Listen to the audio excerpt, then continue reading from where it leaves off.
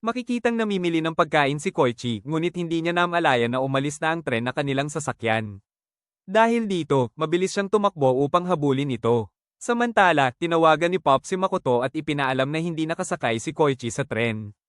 Ngunit pagdating ni Pop sa Shinagawa Station, laking gulat niya nang makita si Koichi sa pagbukas pa lamang ng pinto ng tren. Ikinwento ni Koichi na sinubukan niyang kumapit sa tren at sa mismong sandaling muntik na siyang mahulog, bigla na lamang naging parang magnet ang kanyang mga palad. Nagtanong si Pop kung ang kanyang quirk ba ay pansamantalang nag-invert sa sitwasyong iyon at kung nangyari na ba ito dati. Sumagot si Koichi na posibleng nangyari na ito noon nang hindi niya namamalayan katulad ng kakayahan niyang gumawa ng curve movement habang ginagamit ang kanyang quirk. Makikita ang pagkamangha ni Koichi sa pagkakatuklas niya ng isang bagong teknik. Pagkababa nila ng tren, agad na sinubukan ni Koichi ang kanyang bagong teknik at dumikit sa isang pader. Ngunit pinigilan siya ni Pop at sinabing gawin na lamang niya ito pag-uwi nila. Maya-maya, may isang babaeng napasigaw matapos saktan ng isang lalaki.